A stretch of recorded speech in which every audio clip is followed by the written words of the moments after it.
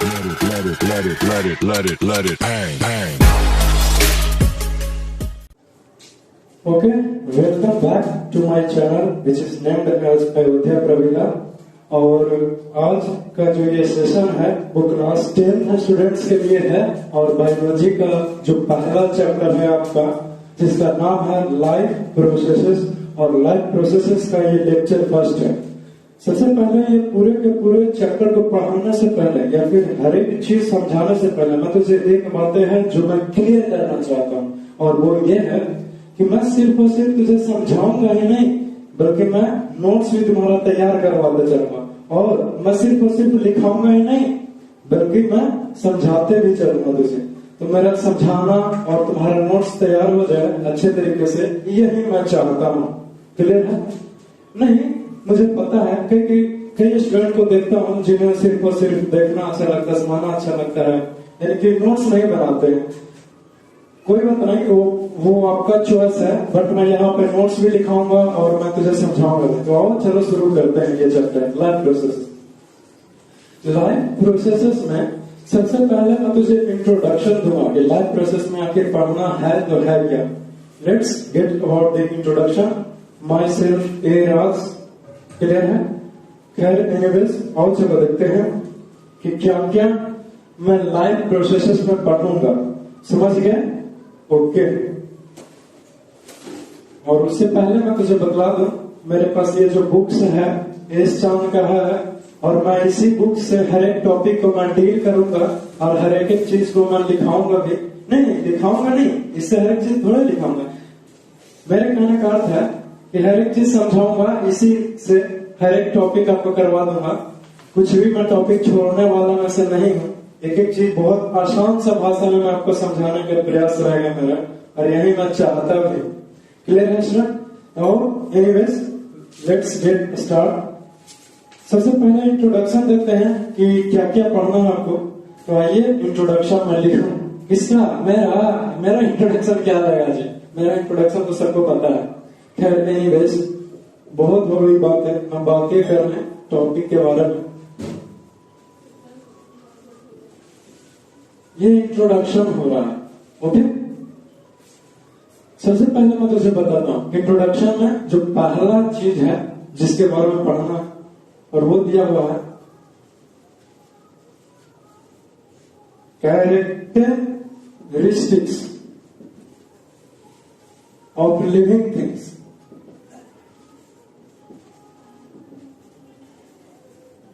Characteristics of living things यानी कि living things का कैरेक्टरिस्टिक क्या है। आखिर मैं लिविंग थिंग्स कहूं तो कहूं किसे? हाँ मैं जानता हूं। क्या सर क्या पागल हो गए हैं? क्यों? क्योंकि आप कह रहे हैं कि लिविंग थिंग्स का है तो कहें किसे?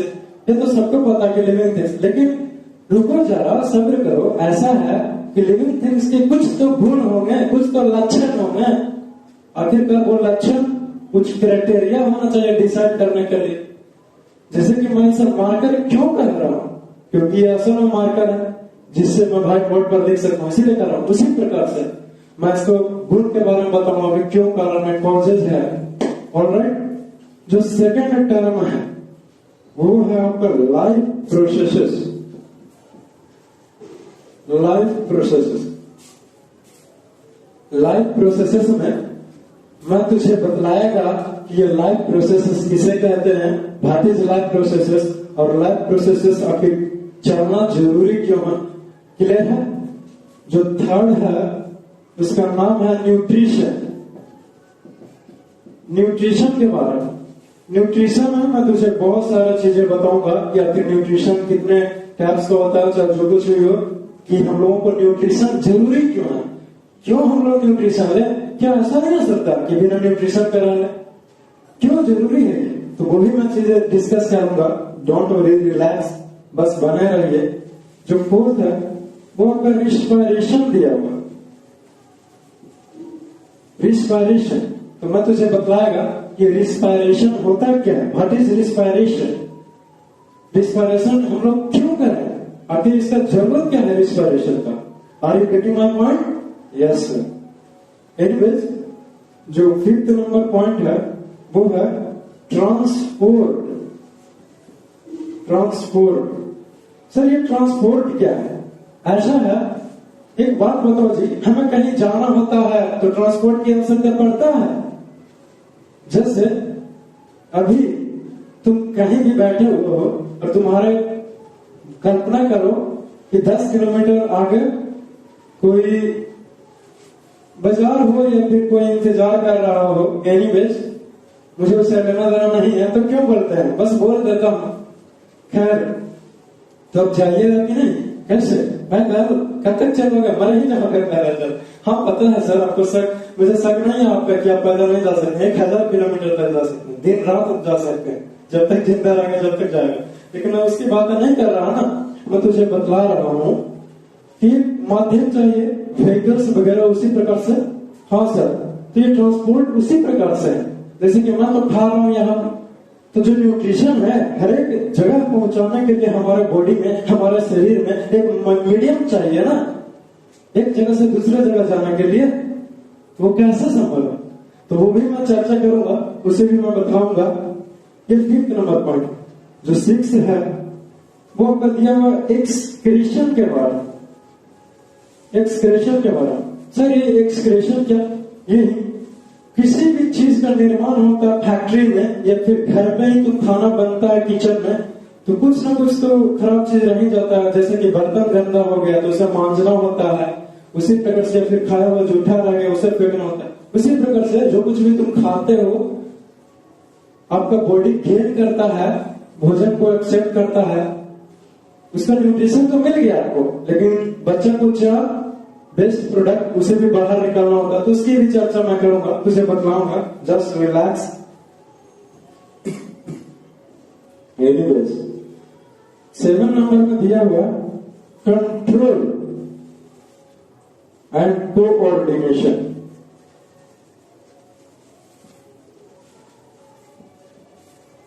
कंट्रोल एंड कोऑर्डिनेशन क्या हुआ सर? कैसे हम अपने ऊपर कंट्रोल करें, कोऑर्डिनेशन यानी कि कैसे उसका संचालन करें, उस जो कंट्रोल कर लिया उसको बरकरार कैसे रखें, है ना जी? एक बार जो इमेज बन गया वो हम कैसे बरकरार रहे, समझ रहे हो? तो उसकी भी मैं बातें करूंगा, डिटेल में मैं आपको समझाऊंगा। अभी इंट्रोडक्शन देख लीजिए। 8 पॉइंट है आपका ग्रोथ के बारे में। ग्रोथ कि आखिरकार हम लोग बड़ा कैसे हो रहे हैं, ग्रोथ करना क्यों जरूरी है, समझ रहे हो? समझ रहे हो? 9th नंबर है मूवमेंट। Movement and reproduction. क्या आखिरकार ये मूवमेंट करना क्यों जरूरी है, और मूवमेंट कौन करेगा, और रिप्रोडक्शन कौन करेगा, और रिप्रोडक्शन करना क्यों जरूरी है? क्या ये मार्कर मूवमेंट करेगा? हाँ सर कर सकता है, कैसे नहीं कर रहा, यहां से यहां तो दे रहा, भेज ही रहे, लेकिन क्या ये अपने से कर रहा नहीं ना? उसी प्रकार से जानना है कि मूवमेंट आखिर कौन करेगा, रिप्रोडक्शन कौन करेगा और क्यों करेगा। मैंने अभी तो बोला, सब चीज बताएंगे आपको। जो 10 नंबर है modes of nutrition. Modes of nutrition, जिसमें आता है आपका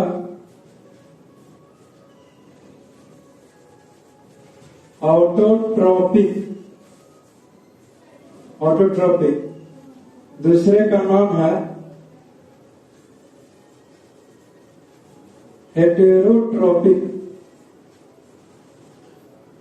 हेटेरोट्रॉपिक ट्रॉपिक ये हो गया। और इतना सा भी मन नहीं भरा, आगे का जो होगा उसे ध्यान से देखिए। ये 10 इंट्रोडक्शन दिए हैं, अभी और है, अभी खत्म नहीं हुआ है, यहां तक लगे लिख लिए हैं। बस तुझे बतलाएगा कि मोड्स ऑफ न्यूट्रिशन, न्यूट्रिशन क्या होता है, क्या जरूरी है, वो तो हम देखें। अब न्यूट्रिशन का टाइप्स क्या है, आखिर न्यूट्रिशन कैसे लिया जा सकता है, क्या तरीके हैं इसके, मोड्स क्या हो सकते हैं, समझ रहे हो? पढ़ाई लिखाई तो करेंगे ना, लेकिन उसका क्या तरीका है, कैसे कैसे किया जाए, समझ पा रहे हो ना? तो मैं उसी को डील करूंगा, मैं उससे भी बतलाऊंगा, मैं कुछ भी छोड़ने वाला नहीं। तो यहाँ पे आपको बताया दो मोड्स है, दो तरीके हैं। पहले का नाम है ऑटोट्रोपिक और दूसरे का नाम है हेटरोट्रोपिक। अब ये हेटरोट्रोपिक मोड ऑफ न्यूट्रिशन जो है वो 3 प्रकार का होता है। तो इसकी भी मैं चर्चा करने वाला, जो आप या तो अलग से लिख सकते हैं ना, तो इसी में भी लिख सकते हैं, अलग से ही बना लेते हैं, क्यों कंफ्यूजन। मैं इसे मिटा दूंगा, तुम लिख लो। इंट्रोडक्शन है 1 से लेकर के 10 तक, और ये फर्स्ट एंड सेकेंड लिखे। मैं इसे मिटाने वाला हूं। कहां चल गया? लॉन्च ही मिटाने वाला है वो। नहीं रहता, 1 मिनट मैं खुद ही ले लेता। ठीक है, जाइए आप बैठ जाइए। लिखा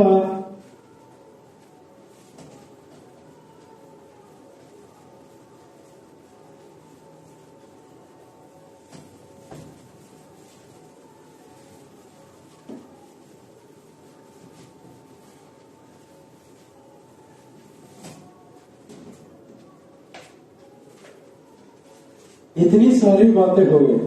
अब 11th नंबर में आता है 11वां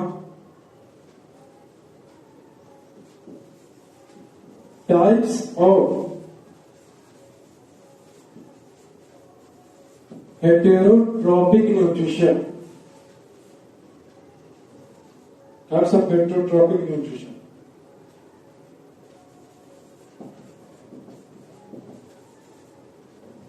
यानी कि हमने ये तो जान लिया कि टाइप मोड्स ऑफ न्यूट्रिशन में 2 तरह का है, ऑटोट्रॉपिक और दूसरा हेटरोट्रॉपिक। ऑटोट्रॉपिक का प्रकार नहीं होता है, लेकिन जो हमारा हेटरोट्रॉपिक मोड ऑफ न्यूट्रिशन है वो 3 प्रकार के होते हैं, और मैं उसे भी लिखता हूं। पहले का नाम है सेप्रोट्रॉपिक, दूसरे का नाम है पारासाइटिक, तीसरे का नाम है होलोजोइक। ये सारे हो गए। न्यूट्रिशन हो जाएगा, क्योंकि ये भी एक न्यूट्रिशन का एक प्रकार है, एन है ये। न्यूट्रिशन, न्यूट्रिशन समझ पा रहे हो? हाँ, आप समझ पा रहे हैं। इतनी सारी बातें मैं तुझे बताऊंगा कि ये saprotrophic heterotrophic mode of nutrition क्या होता है, और पारासाइटिक न्यूट्रिशन क्या होते हैं, होलोजोइक न्यूट्रिशन क्या होते हैं।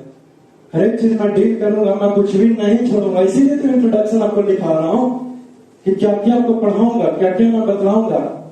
कितना अच्छा बात है कि चैप्टर को डायरेक्ट पढ़ने से पहले ही मैं तुझे इंट्रोडक्शन दे रहा हूं, ताकि हर एक चीज कॉन्सेप्ट क्लियर है। इससे आप क्या क्या बताएं, क्लियर है स्टूडेंट? अरे रुक जाओ, अभी और बहुत सारा इसमें दिया हुआ है, अभी तो शुरुआत ही हुआ है। 11th हो गया, 11th पॉइंट हो गया। अब 12th में दिया हुआ nutrition in plants. Nutrition in plants,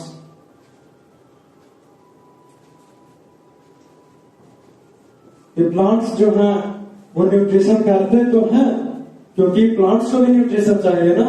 लेकिन आखिरकार कैसे, how plants gets nutrition, nutrition plants जो है वो कैसे प्राप्त करता है, चाहे जो कुछ भी हो, वो भी मैं चर्चा करूंगा, बताऊंगा। फिर आता है photosynthesis.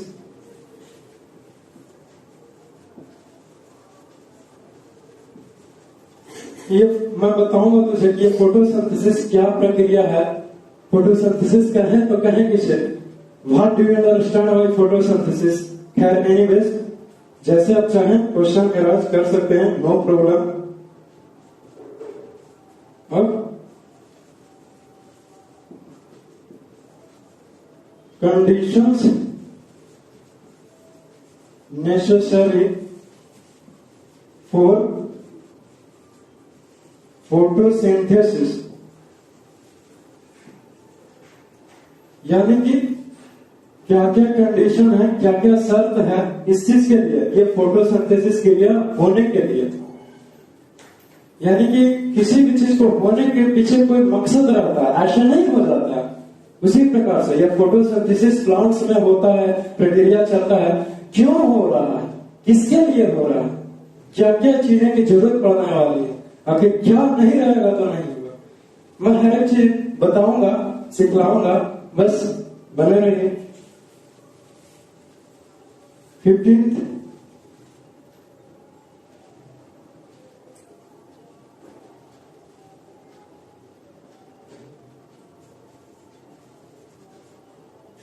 raw materials for photosynthesis। Sir ये रॉ मटेरियल फॉर फोटोसिंथेसिस क्या हुआ सर, ये तो जान गया कि क्या कारण हो सकता है, क्या चीजें की जरूरत पड़ेगी। उसी प्रकार से रॉ मटेरियल, जैसे मैं तुझसे कहूं ये बच्चा जाओ और जाकर के चाय बना लाओ, तुम मुझसे क्या कहोगे कि सर अब समझते क्या है, चाय बनाने के लिए बोल रहे हैं, कुछ आइडिया नहीं तो बनाए कैसे। तो तुम मुझसे डिमांड करोगे ना, सर दूध दीजिए ना, चीनी दीजिए ना, चाय पत्ती दीजिए ना, तो ये सब क्या है टी बनाने के लिए, ये तो रॉ मटेरियल हो गया ना स्टूडेंट, चाय बनाने के लिए। ठीक उसी प्रकार से फोटोसिंथेसिस के लिए भी कुछ है जिस चीज की मैं बताऊंगा कि क्या जरूरत है, क्या रॉ मटेरियल, रॉ मटेरियल क्या होगा, कैसे वो बजाएंगे, तो उसी प्रकार से ये फोटोसिंथेसिस में भी लागू होता है ना। खैर एनीवेज, आओ चलो नेक्स्ट टॉपिक की ओर मूव करता हूं। ये हो गया। अब न्यूट्रिशन इन एनिमल्स, यानी कि ये न्यूट्रिशन इन एनिमल्स कैसे होगा। न्यूट्रिशन इन प्लांट्स देखे ना, हाँ न्यूट्रिशन कैसे लेगा, कौन, प्लांट्स, उसके बारे में मैं काफी डिटेल में बताऊंगा। और ठीक उसी प्रकार से हम लोग न्यूट्रिशन कैसे लेते हैं, या फिर क्या क्या ले सकते हैं, क्या क्या खा सकते हैं, इस चीज की भी चर्चा होगी। खैर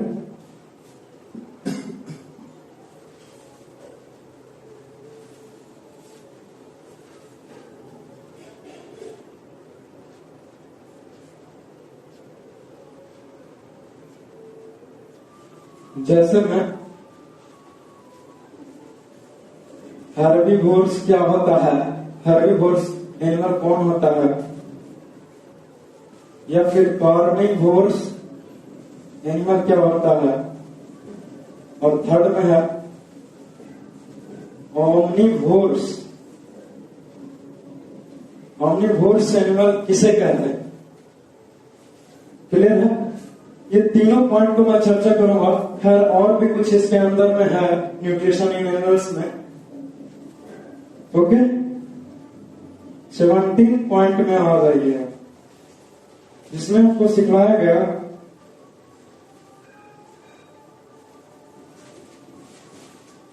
अब न्यूट्रिशन तो होगा, न्यूट्रिशन इन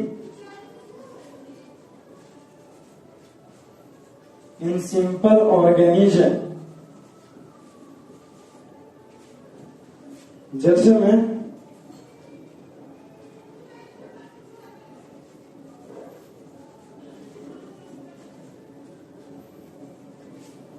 तुझे एक बात बताता हूँ। न्यूट्रिशन इन एनिमल्स हम लोगों की कैटेगरी में लायन टाइगर वगैरह कौन किस कैटेगरी में आएगा मैं बताऊंगा, लेकिन कुछ सिंपल से ऑर्गेनिज्म है, बैक्टीरिया वगैरह, या फिर और भी बहुत सारे हैं वायरसेस, जिसमें से मुझे एक के बारे में पढ़ना है, एमीबा के बारे में। ये एमीबा कैसे आखिरकार ये न्यूट्रिशन पाएगा, कैसे न्यूट्रिशन को प्राप्त करेगा, कौन ये एमीबा, मैं इसके बारे में भी बताऊंगा, तुझे सिखलाऊंगा। तो ये सारे बातें लिखेगा ऊपर से लेकर नीचे तक, फिर मैं इसे मिटाऊंगा, समझे। चलो लिखो जल्दी से, या फिर स्क्रीनशॉट भी ले सकते हो। चलो अच्छी बात है।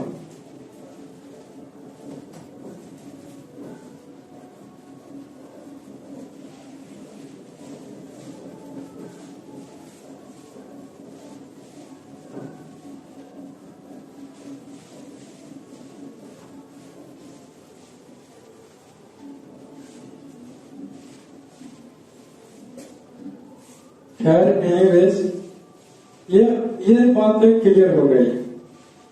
अब टाइम है, कहां तक, कौन सा नंबर तक लिखा था? 17। बोलो कितना नंबर तक नहीं चलवाता? कॉपी दिखा, भरोसा नहीं तुमको। 17 तक हो गया, अच्छी बात। चलो अब 18 पॉइंट में प्रोसीड करते हैं। 18 पॉइंट में क्या हो जाएगा?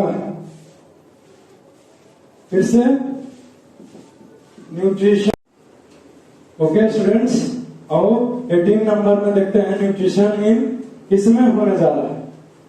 तब ये nutrition in complex,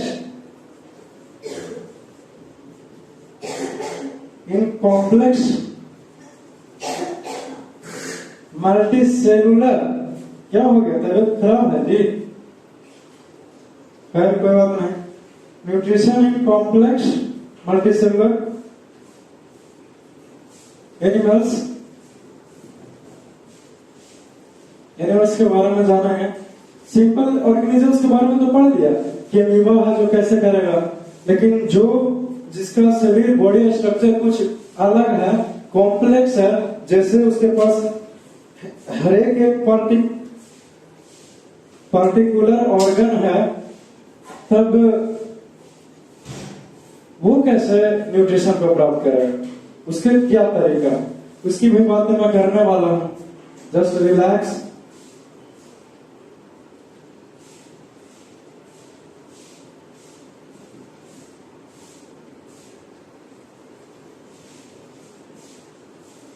human digestive system, इसको मैं डायग्राम की मदद से, फिगर से समझाऊंगा पूरे के पूरे ह्यूमन डाइजेस्टिव सिस्टम को। नेक्स्ट है, एक सेकंड, गिव मी मोमेंट। जब एनिमल्स में देखें, जैसे मैं कॉम्प्लेक्स नहीं जी, क्या हो गया? ये ह्यूमन बींग्स हो जाएगा।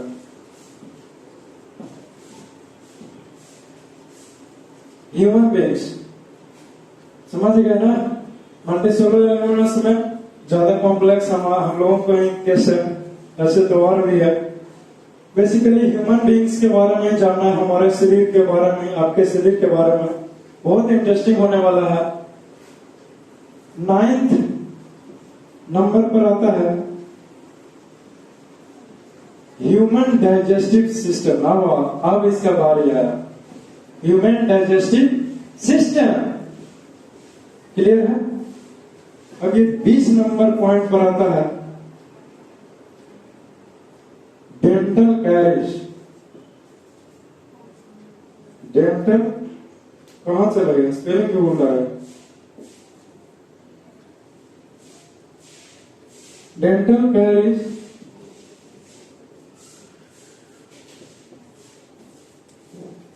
ह्यूमन डाइजेस्टिव सिस्टम के बारे में आपको बताया, और डेंटल कैरीज यानी कि दांतों को सुरक्षा के बारे में मैं तुझे बतलाएगा। डेंटल कैरीज में समझाएगा कि किस प्रकार से हम अपने दांतों को हेल्दी रख सकते हैं, स्वस्थ रख सकते हैं, चमकीला रख सकते हैं, मजबूत रख सकते हैं।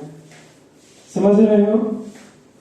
अच्छी बात है कि तुझे समझ में आ रहा है, वरना कुछ लोगों को तो कुछ भी बोल दो, फर्क है नहीं, कुछ फर्क है नहीं। खैर उस वैसे लोगों को लेके इलाज ऐसा क्या होगा? लिख, पेन खत्म हो गया। लो लो लो लिख। लेकिन लिखना जरूरी है और समझना भी। खैर anyways, 11th breathing and respiration. बहुत सारे स्टूडेंट को ये प्रॉब्लम रहता है कि सर अभी ये ब्रीथिंग में क्या हुआ और ये रिस्पायरेशन क्या हुआ। कुछ लोग ऐसा भी सोचते हैं कि ब्रीथिंग और रिस्पायरेशन एक ही है। नहीं जी, एक नहीं है। सिर्फ थोड़ा सा बता देते हैं आपको उत्सुकता के लिए, देख करके मुझसे रहा नहीं जा रहा। ऐसा है कि जब तुम ऑक्सीजन को अंदर लेते हो और कार्बन डाइऑक्साइड को सिर्फ बाहर छोड़ दो, इस प्रक्रिया को ब्रीथिंग कहते हैं। लेकिन जब ऑक्सीजन अंदर गया और उस ऑक्सीजन को बॉडी के द्वारा ऑब्जर्व किया गया और ग्लूकोज को तोड़ा गया एटीपी के फॉर्म में, चाहे जो कुछ भी बदलाव हो एनर्जी प्राप्त करने के लिए आपके बॉडी के लिए ही बना है। वहीं आपका रिस्पायरेशन आएगा 38 एटीपी होता है। वहां पे मैं चर्चा करूंगा इस टॉपिक पे, फिलहाल इतना ही जानिए। खैर,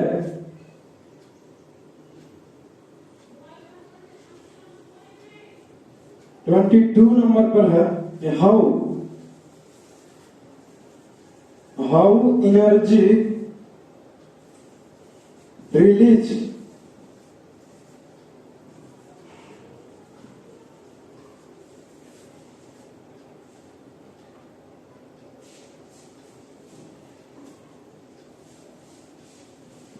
is stored।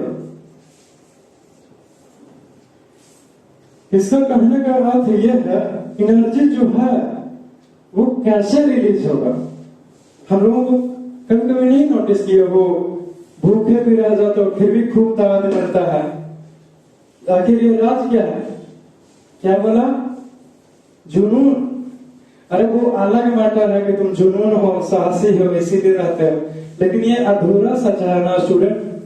अंदर में कुछ एनर्जी तो चाहिए ही चाहिए।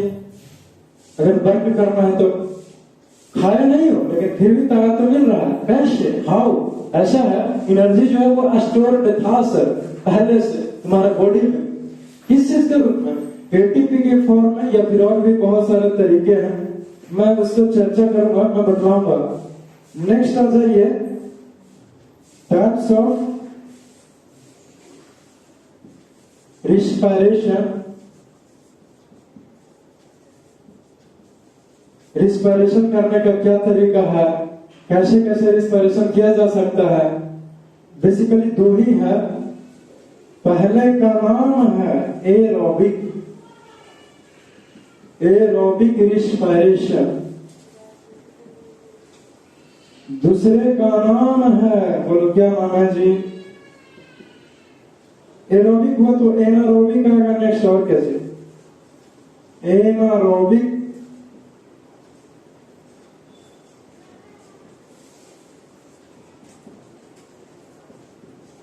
रिस्पायरेशन, ये क्लियर होता है। अब अगर 24 नंबर पर आता है जिसका नाम है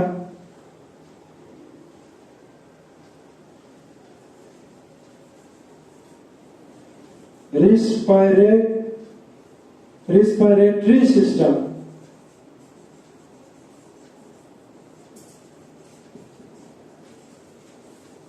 इन ह्यूमंस। इसका अर्थ क्या है सर? इसका अर्थ यह है ह्यूमन बींग्स का रिस्पायरेटरी सिस्टम यानी कि लंग्स आखिरकार कैसे? ये भी पेन चाहिए, ये रेड पेन है, इससे क्या करेगा? लो, एक नहीं लिया तो साथ ले लो, अच्छे तरीके से लुटा जा, है ना? खैर एनीवेज, अब क्लियर है। आइए चलिए देखते हैं। वैसे भी स्टूडेंट को कष्ट में देखना मुझे अच्छा नहीं लगता, क्योंकि मेरे भी टीचर जो थे वो मुझे भी कष्ट में नहीं देख सकते थे। बहुत समझाते हैं, अभी भी समझाते हैं ऐसे करना चाहिए। अच्छा ठीक है, कभी मिलते हैं, मौका मिलता है, समझा? सारे के सारे फिगर से मैं समझाऊंगा कि सांस लिया तो कहां गया, किधर गया, कैसे कैसे वो छाना बॉडी में कैसे ऑब्जर्वेशन होगा, समझ रहे हो? खैर एनीवेज, नेक्स्ट बातें है जो बतलाने लायक है।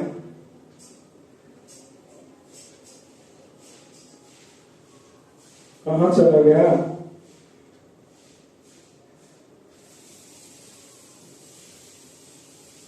Respiration in plants.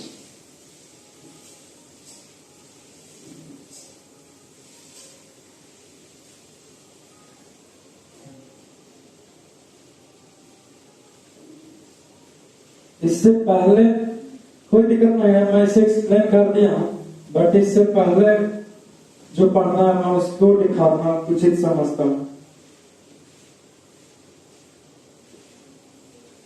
और और वो है आपका रिस्पायरेशन इन प्लांट्स। पहले पढ़ेंगे प्लांट्स में रिस्पायरेशन कैसे होगा, आखिर प्लांट्स कैसे ऑक्सीजन प्राप्त करेगा या फिर कार्बन डाइऑक्साइड लेगा। जो नेक्स्ट टॉपिक है हमारा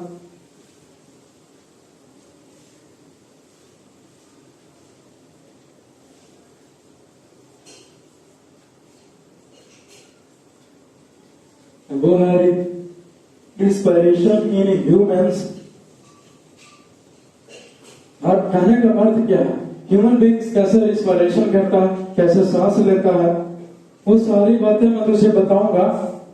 समझ रहे हो? जब मैं इस टॉपिक को कवर अप करूंगा तब। अभी मैं सिर्फ इंट्रोडक्शन ही लिखा दे रहा हूं और मैं हर एक टॉपिक ऐसे नहीं लिखाने वाला, मैं समझाऊंगा अपने मन से, अपने माइंड से तुझे बतलाऊंगा, क्योंकि बुक में तो हर एक चीज दिया हुआ ही है, हर एक चीज आप पढ़ करके भी समझ सकते हैं। तो मैं किस लिए इंट्रोडक्शन था तो हर एक चीज छूट ना जाए, अगर अपने मन से लिखता तो कुछ छूट भी सकता, इसीलिए आपको एक्सप्लेन कर दिया, लिखा भी दिया। एनीवेज रिस्पायरेशन इन ह्यूमन हो गया।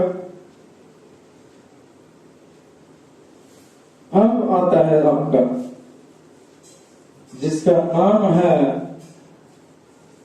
रिस्पायरेटरी सिस्टम इन ह्यूमंस, यानी कि ह्यूमंस का जो रिस्पायरेटरी सिस्टम है उसके बारे में बताइए। जो मैंने बता दिया कि कैसे कैसे क्या हो, इतनी सारी बातें तुम लिखेगा, समझा जी?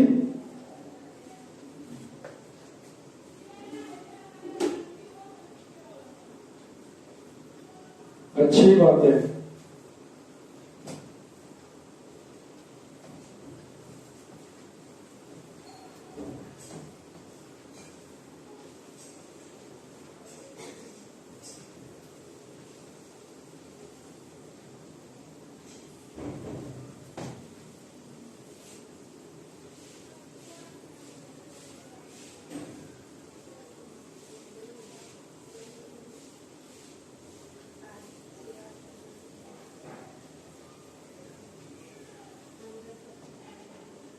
कैमरा तक हुआ था जी 24 की 23,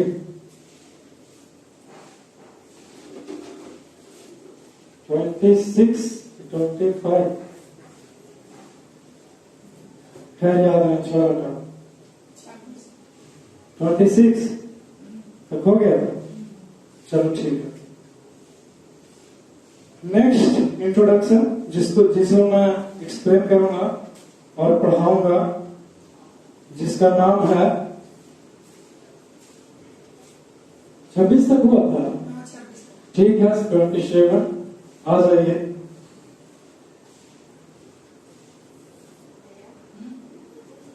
कुछ एक्सपेरिमेंट है, एक्सपेरिमेंट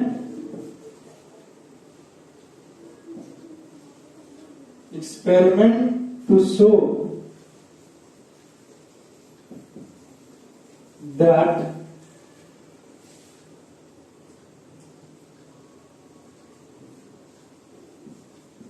carbon dioxide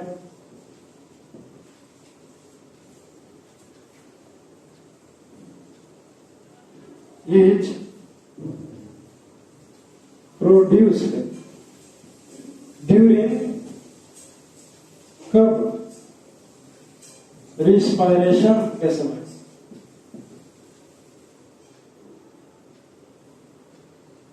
कुछ एक्सपेरिमेंट मैं तुझे बतलाऊंगा, प्रूव करूंगा, सबूत दूंगा कि जब हम लोग ब्रीथिंग करते हैं, रिस्पायरेशन करते हैं, तो ऑक्सीजन अंदर ही रह जाता है और कार्बन डाइऑक्साइड निकल जाता है। आखिर ये यकीन किया जाए कैसे? समझ रहे? हर एक चीज सबूत के साथ पेश करना आवश्यक है, क्योंकि बिना सबूत का तो कोई मानता ही नहीं। इसीलिए सबूत is must, evidence is must. Rate of breathing, इसका अर्थ यह है कि ब्रीथिंग का क्या रेट हो सकता है, यानी कि कितना सांस लेना चाहिए। जब दौड़ते हो, बहुत ज्यादा रनिंग कर लिए, तब देखते हो हमारा सांस कुछ इस प्रकार से ब्रीथिंग रेट फास्ट हो जाता है। तो ये तो फास्ट हुआ, अच्छी बात है, फास्ट होना भी चाहिए, नहीं तो मामला साफ है, और नहीं तो क्या। लेकिन एक नॉर्मल व्यक्ति का क्या ब्रीथिंग रेट होना चाहिए, उसकी मैं चर्चा करूंगा, डिस्कस करूंगा। खैर एनीवेज, नेक्स्ट आ जाइए, जिसका नाम है transport in plant. Transport in plants. जैसे कि मैंने ट्रांसपोर्ट के बारे में आपको बताया था, हम लोग जानते हैं प्लांट्स जो है वो रूट्स से वाटर कलेक्ट करता है, लेकिन ट्रांसपोर्ट हर एक पत्ते में हर एक जगह कैसे हो जाता है, उसकी चर्चा मैं करूंगा, बताऊंगा तुझे, रिलैक्स हो जाओ अभी।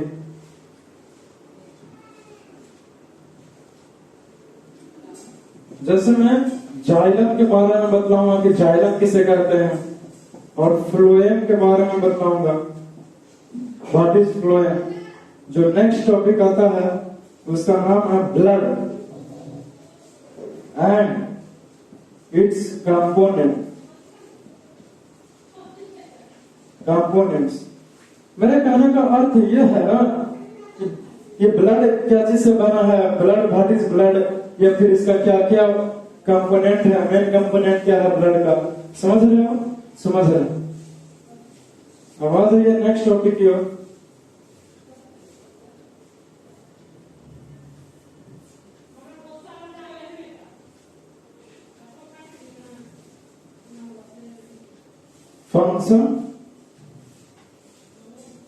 फंक्शंस ऑफ ब्लड, यानी कि ब्लड का क्या फंक्शन है, आखिर ब्लड हमारे शरीर में चाहिए तो चाहिए, ब्लड के बिना क्यों नहीं रह सकते हैं, उसकी बातें मैं करूंगा, बतलाऊंगा, रिलैक्स हो जाओ अभी। ये ब्लड के हो गए डिस्कशंस, ब्लड का क्या काम है, क्यों चाहिए, वही मैंने बताया। नेक्स्ट टॉपिक की ओर मूव करते हैं, जिसका नाम है transport in human.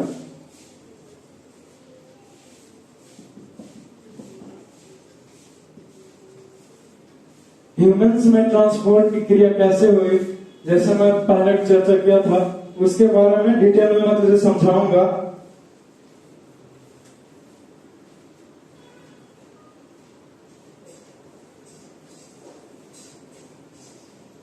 Next topic आते हैं,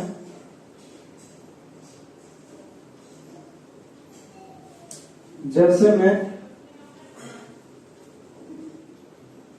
ये ह्यूमन, या फिर नेक्स्ट ही बना दो, ह्यूमन सर्कुलेटरी सिस्टम।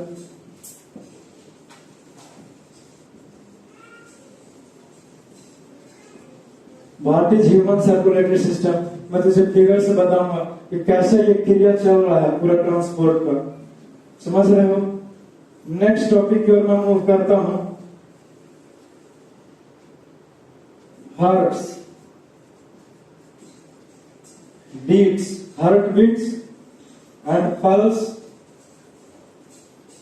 मैं तुझे बताऊंगा हार्ट के बारे में, पंपिंग ऑफ ब्लड कैसे होता है, एंट्री कैसे लेता है, आउटपुट कैसे निकलता है बाहर, और कितना धड़कना चाहिए, फिर जो हमारा पल्स है यहाँ पे नर्व्स, वो 1 मिनट में कितना धड़कना चाहिए, या फिर 1 सेकंड में कितना धड़कना चाहिए, समझ रहे हो? समझ रहे हो?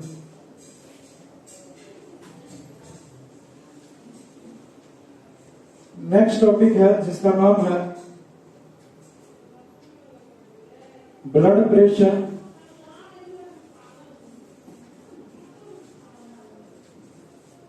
What is blood pressure and it's measurement, यानी कि ब्लड प्रेशर किसे कहें और इसे मापा कैसे जाता है। ब्लड प्रेशर को नापने का कोई भी तरीका? हाँ सर, है ना, जो यहाँ पे लगाया जाता है इस प्रकार से बाजू में, और यहां से एयर का फ्लो करवाया जाता है, फिर बताता कि आपका ब्लड प्रेशर 120/80 है या फिर 80/120, व्हाटएवर जो भी है, उसकी भी बातें करूंगा। पहले तुम यहां से यहां तक लिखेगा, नहीं तो मैं मिटा दूंगा। समझे? अच्छी बात।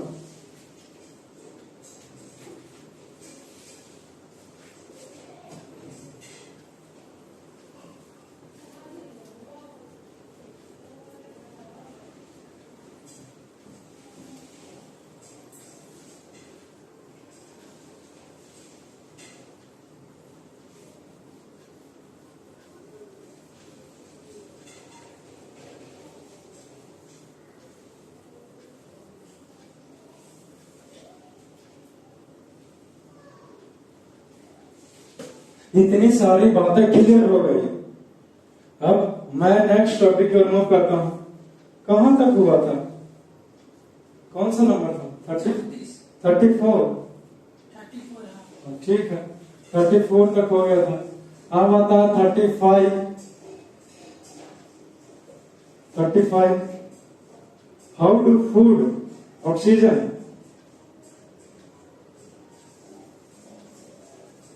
हाउ डू फूड या फिर ऑक्सीजन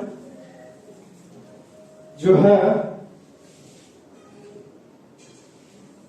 रीच बॉडी सेल्स, क्या बतलाया जा रहा है? आखिरकार जो कुछ भी भोजन है या फिर ऑक्सीजन है, कॉमा दे दीजिए, वो हमारे हर एक ऑर्गन्स के पास कैसे पहुंचता है? फूड खाने का अर्थ हुआ कि रोटी चावल पहुंचेगा? अरे नहीं जी, एनर्जी, ग्लूकोज, ये भी तो एक प्रकार का फूड है, चाहे सिंपल हो चाहे कॉम्प्लेक्स फूड हो। कार्बोहाइड्रेट वगैरह सब जो एटीपी के फॉर्म में या फिर रिस्पिरेशन के वक्त टूटेगा, वो कैसे पहुंचेगा और कैसे एनर्जी प्राप्त करेंगे? अभी मेरा हाथ इस प्रकार से मूवमेंट कर रहा है, इसके पीछे का राज यही है कि मेरे हाथ को एनर्जी मिल रहा है। अगर एनर्जी नहीं मिल रहा होगा तब आवाज कट रहा रहता है। लाओ दूसरा सेल चेंज कर ले, रहने दे, आवाज कट रहा है। खैर नहीं, बस मैं बदल लूंगा। अभी आप जानिए जो 36 पॉइंट है जो लिखा जा सकता है, जिसका क्या नाम, यही ये हो गया ना, कहां तक पहुंचेगा, कैसे पहुंचेगा। नेक्स्ट आता है लिम्फेटिक सिस्टम। ये लिम्फेटिक सिस्टम क्या होता है मैं तुझे बतलाएगा, सिखलाएगा। समझ रहे हो? फिगर से ड्रा करेंगे तब और अच्छे से समझोगे। अब ये लिम्फेटिक सिस्टम नया चीज होगा आपके लिए, तब तो प्रॉब्लम हो रहा होगा। कोई बात नहीं, हर एक चीज बतलाएंगे। 37 पॉइंट पर है एक्सक्रेशन। एक्सक्रेशन तो होगा सर, लेकिन किस में? तो इन प्लांट्स में, यानी कि पेड़ पौधे में एक्सक्रेशन होगा। नेक्स्ट आता है जिसका नाम नहीं, 38 पॉइंट में एक्सक्रेशन हम लोग करते हैं ना, वेस्ट मटेरियल को बाहर निकालना, उसी प्रकार से प्लांट्स भी करेगा। खैर कोई बात नहीं।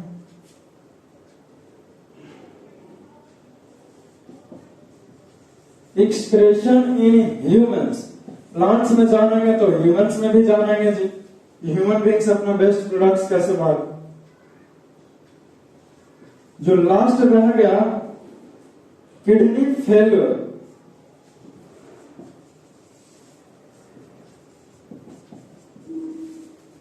एंड डायलिसिस,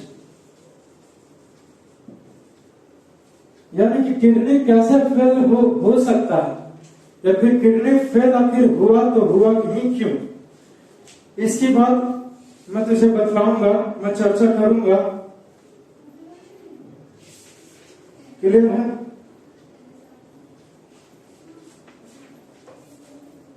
इतनी सारी बातें तुझे पता होना चाहिए, यहां तक ही था। This is signed by eras. नहीं, ये मेरा सिग्नेचर नहीं है असल में। खैर कोई बात नहीं, ये सारी बात आप लिखेंगे ताकि मैं नेक्स्ट टॉपिक की ओर, आज कुछ टॉपिक को पढ़ाई हो जाए, सिर्फ इंट्रोडक्शन ही देना उचित नहीं। So let's get ready and start. मैं इसे मिटा दूंगा, देख लीजिए। अब इंट्रोडक्शन भी मिटेगा ना, क्योंकि अब इंट्रोडक्शन तो रहा नहीं जी, है ना? क्या रहा? नहीं ना रहा। एक सेल निकाल के लाओ वहां से, एक सेल निकाल के लाओ, क्योंकि शायद अब इस बैटरी का कैपेसिटी खत्म हो चुका है, तो मैं सेल को चेंज कर लूं ताकि कंटिन्यूअसली क्लास हो सके। खैर एनीवेज,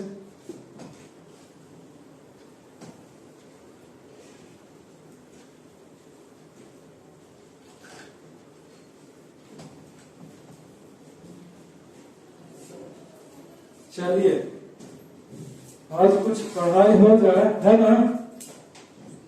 क्लियर है? और ये मेरा मार्कर का कैप लग गया, और एक मिनट, ये भी ओपन हो चुका है, और ये बैटरी निकल के गया बाहर। और लाओ इधर दो से लाओ, नहीं तो मैं ले लूं। और ये आपका नया बैटरी इंट्रोड्यूस हुआ इसमें,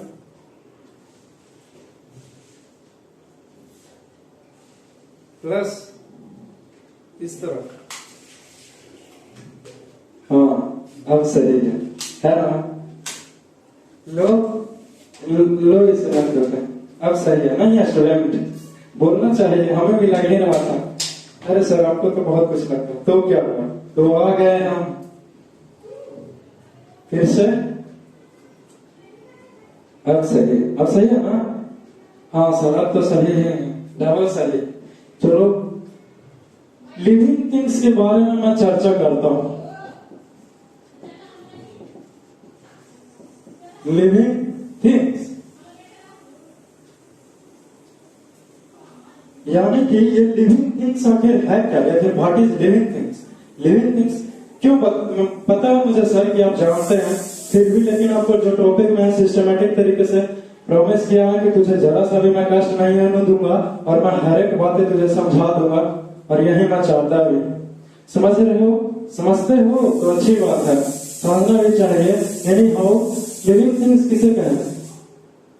लिविंग थिंग्स के बारे में सिंपल है कि जो कोई भी जिंदा है, जीवित, एलाइव, वही लिविंग थिंग्स है हमारा। लिख सकते हो एक लाइन में, to one who is alive is called living things। ये बातें हुई लिविंग थिंग्स में किसे कहता। क्लियर है? सर ये बताइए कि ये हमारा एलाइव क्या है? एलाइव क्या है? एलाइव यानी कि जो जिंदा है, मूवमेंट कर सकता है। और लिखता हूं मैं, one who can move by themselves is called, उसे क्या कहेंगे? एलाइव कहेंगे जी, यानी कि वो जिंदा है। एलाइव यानी कि इन हिंदी एलाइव इज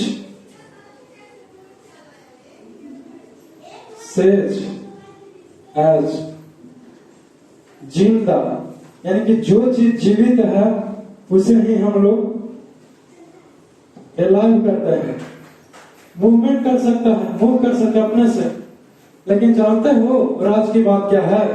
जान लेगा, नहीं जानते हो तो अभी से भी जानिए। वो यही सारी बातें हैं स्टूडेंट, कि केवल मूवमेंट कहना उचित नहीं है स्टूडेंट। क्यों सर? अपने से तो मूवमेंट कर रहा है, क्योंकि ये नॉन लिविंग थिंग्स है ना सर, तो ये अपने से मूवमेंट नहीं कर रहा है। तो सही तो लिखे हैं कि जो मूवमेंट कर सकता है, लेकिन नहीं जी, ये उचित डिफिनेशन नहीं, बस ये जानकारी के लिए था। समझ रहे हो ना? 10th में हो तो और जानना जरूरी है। सर आप ऐसा क्यों बोल रहे हैं? मैं ऐसा इसलिए बोल रहा हूं ना, क्योंकि रोबोट का नाम सुनो हो, मशीन का नाम सुनो हो। मशीन को क्या है? कि मैं चला के छोड़ देता हूँ। रोबोट क्या है, वो भी तो अपने से बहुत सारा काम कर सकता है, जिसका मतलब क्या वो भी जिंदा है। अरे नहीं जी, तब क्या है सर, आखिरकार ये लिविंग थिंग्स हम लोग कहें किसे? वही तो मैं तुझे बतलाना चाह रहा हूँ, वही तो समझाना चाह रहा हूँ। यानी कि अब किसके ऊपर हूँ? अब नेक्स्ट टॉपिक क्या हो जाएगा हमारा? कैरेक्टरिस्टिक्स ऑफ लिविंग थिंग्स, यानी कि क्या क्या गुण है, उसका कैरेक्टरिस्टिक्स क्या हो जाएगा, उसी के बारे में मैं तुझे बतलाऊंगा। कैरेक्टरिस्टिक्स ऑफ लिविंग थिंग्स, मेरे कहने का अर्थ है कि लिविंग थिंग्स का क्या कैरेक्टरिस्टिक्स है या फिर क्या गुण है, उसके बारे में चर्चा करता हूं। यहां पे मेंशन किया गया फ्लोइंग आर, लेकिन following are the main characteristics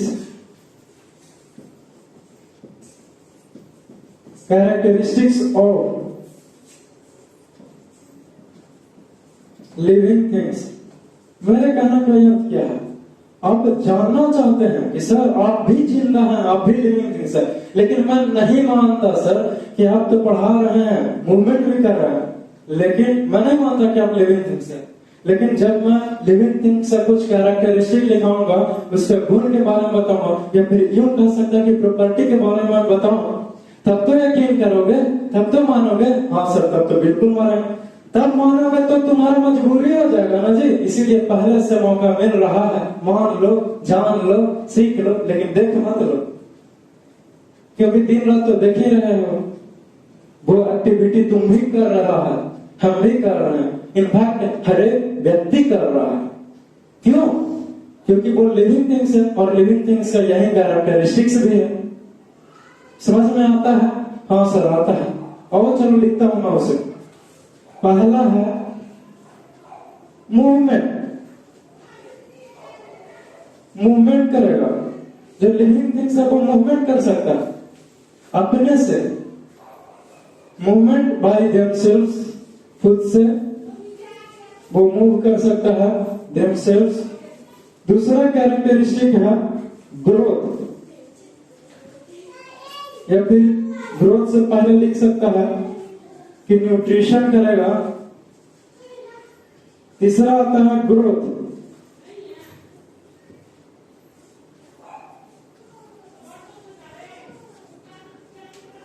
पहले नंबर पर था मूवमेंट करेगा, दूसरा नंबर पर था न्यूट्रिशन करेगा। चलिए न्यूट्रिशन क्या? भोजन चाहिए ना लिविंग थिंग्स को, न्यूट्रिशन प्राप्त करेगा ना फूड से, चाहे जैसे भी करे, किसी भी तरीके से करे, मुझे उससे लेना देना नहीं है, लेकिन मुझे लेना देना इस बात से है। न्यूट्रिशन तो चाहिए सर, पोषण तो चाहिए, एनर्जी चाहिए तो न्यूट्रिशन लेना होगा, न्यूट्रिशन चाहिए तो भोजन लेना होगा। खैर नहीं, बस बहुत हो गई बात है। जब न्यूट्रिशन लेगा तो उसका बॉडी का विकास होगा, डेवलपमेंट होगा, ग्रोथ होगा। समझ रहे? नेक्स्ट आता है जिसका नाम है रिस्पायरेशन करेगा। रिस्पायरेशन करेगा यानी कि रिस्पायरेशन का क्रिया चलेगा, ऑक्सीजन को ऑब्जर्व किया जाएगा, लेकिन रिस्पायरेशन से पहले ब्रीथिंग करेगा। ब्रीथिंग करेगा जो सेवन, फिर जाकर के रिस्पायरेशन करेगा। क्यों सर? पहले क्यों लिखते हैं?